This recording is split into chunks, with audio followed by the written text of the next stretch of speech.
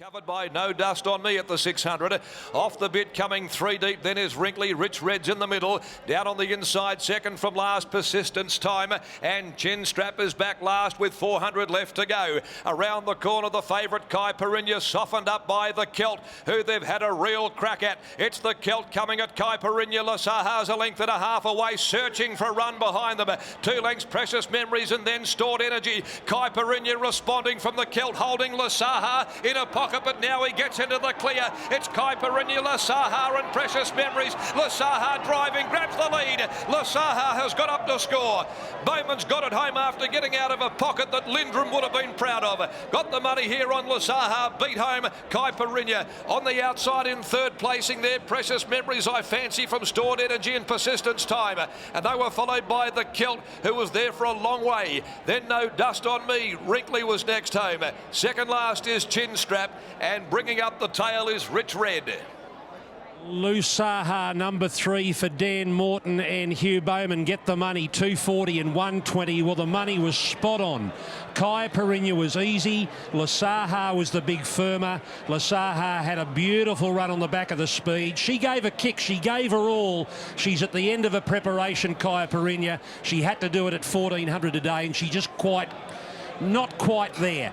Lusaha first, Kai Perinya second, and 10 will be third, which is Precious Memories. How good was the battle down the straight as well with Hugh Bowman and Damien Lane? I think they linked arms a couple of times with the Celt and also Lusaha. A strong battle as both of them try to get a little bit of luck. But Lusaha, as we mentioned, was just going to get that nice run throughout. Also hadn't had as many runs as Kai Perinya. She was very game. She'll go to the paddock now as well. But a really well-deserved win here for Mountain Hallowell team. And Huey will be happy because, look at this gap that it was trying to get through. There was no room there. The Celt was shoving Huey back in. He had to force his way out, and eventually the Celt gave up. I've had enough of this. No more bumping for me. And Huey just had to be patient and try and niggle and try and get into that gap, which he finally did. And then he got out after Kai Perinya. Here's Lucy Warwick coming up with Huey Bowman after winning the Sir Ernest Lestier Classic. Dan Morton and Huey Bowman combine to win the listed 3-year-old Classic. You had him in such a beautiful position the whole race. How are you feeling at the 200? Well, I was a bit worried because Damien Lane was just going well enough to hold his ground, and I sort of had to wait for his horse to tire so that I could get out after the leader. But this horse was really suited by the 1400 metres coming back from the 1600 metres in the Guineas, and beautifully placed here today. Lovely to ride my first winner in Perth. Well, we're very happy to have you here, Hugh. Hope to see you again. Thanks very much. Thank you. Okay, so Huey Bowman's off the mark. His first ever trip to the West was Railway Stakes Day, and he wins his first race. Of course, he was here primarily to ride Good Project in the Kingston Town, but unfortunately it succumbed to injury and is scratched. So he's picked up a win before going home. Let's go to Adam. Dan, you've had these 2 3-year-olds for the Mount Hallowell team, Saul Special and Lusaha. Now both have tasted that listed victory. Yeah, like this horse, he really deserved the win. I thought he's been a little bit of work in progress along the way, but I've said to the boys all along, you know, there's a good race in this horse and he's going to make the grade. Maturing's been the big key with Lusaha, hasn't it? We saw even in the first prep as a 2-year-old. I know you didn't have it at that time, but had shown plenty in trials, but had a couple of quirks. And then even this campaign, you've mentioned all the time that he's going to continue to improve, but just has to get the head right.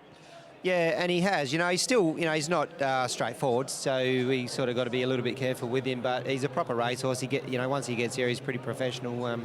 He was sort of not entitled to win there in the end. He got it a fair bit of interference in the straight, but he was good enough to overcome it. Well done, mate. Back to you, Greg. Okay, 3-8-10, Ascot race 4 will be back for the 5th in the yard. Sky Thoroughbred Central, we're heading to Rosehill next.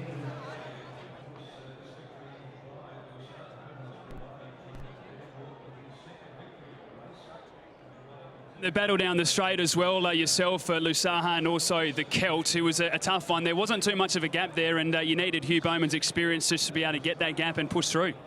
Yeah, and, you know, luckily enough, he had enough horse underneath him to get away with that.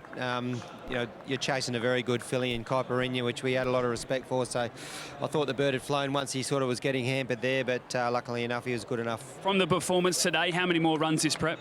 I'll have a chat to the boys, but I'd be inclined to put him in the paddock now and give him a little break. Certainly hasn't let the team down at all. Congratulations on the result, mate. Well done. Cheers, mate.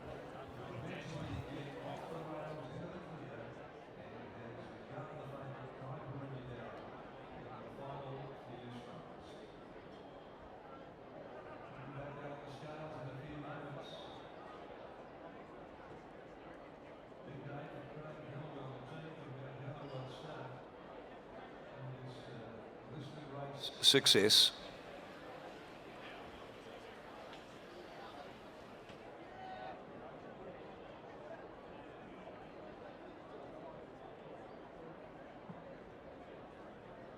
Now, Hugh Bowman, who's just had his first success here in the West with Lusaha getting the job done in the listed Sir Ernest Lestier Classic. And Hugh, firstly, congratulations on your first win in the West. Secondly, I bet you didn't think it'd be Damien Lane's arm that you were wrapping down the straight trying to get out and get some luck. Well, I was just sort of I could tell that he didn't have a lot of horse left, and I just had to wait for his horse to tire enough so that I could just make my way to the outside of the heels of the horse in front of me. But the leader was the one to beat, I felt, and, you know, I was happy in the run, but there was a few nervous moments there at the 200-metre mark, but the horse won with some authority in the end. You had so much horse underneath you still at the 200-metre mark. You could tell you were just sitting there relaxed and very comfortable.